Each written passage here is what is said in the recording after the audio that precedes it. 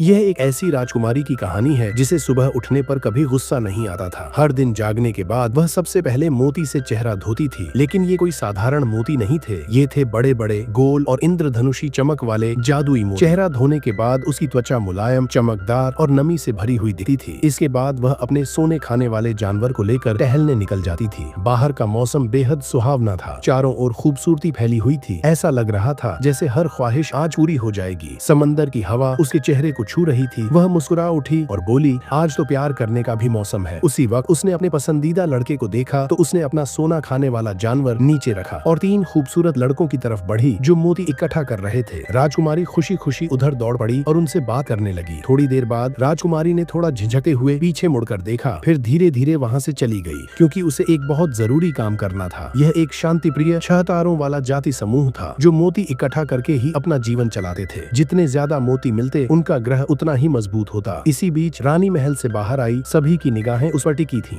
उसने अपना हाथ आगे बढ़ाया और सैकड़ों मोतियों में से सबसे शक्तिशाली ऊर्जा मोती चुनने लगी। आखिरकार उसे एक बड़ा और चमकदार राज मोती मिला। रानी ने वह मोती अपने सहायक को दिया जो उसे लेकर राज्य की सीमा तक गया, जहाँ राजकुमारी पहले से उसका इंतजार कर रही थी। राजकुमारी ने मोती लिया और उसे सोना खाने वाले जानवर के मुंह में डाल दिया। कुछ ही पलों में वह जानवर मरोड़ने और चमकने लगा और फिर उसके शरीर से असंख्य राज मोती निकलकर झील में गिरने लगे। इन मोतियों से निकलने वाली ऊर्जा पूरे ग्रह में फैल गई। राजकुमारी उस पल की शांति और खुशी का आनंद ले रही थी। तभी अचानक आसमान से एक अजीब सी आवाज आई। वह घबरा गई और जो नजारा सामने था उसे देखकर उसे सब समझ आ गया। ग्रह पर हमला हुआ था। भयंकर धमाकों से पूरा ग्रह हिल गया। राजा हैरान होकर इस विनाश को देखता रह गया। फिर एक विशाल युद्धपोत का मलबा आसमान चीरता हुआ दूर जाकर गिरा और राजा ने तुरंत अपने सैनिकों को आदेश दिया। अब युद्ध शुरू हो चुका था।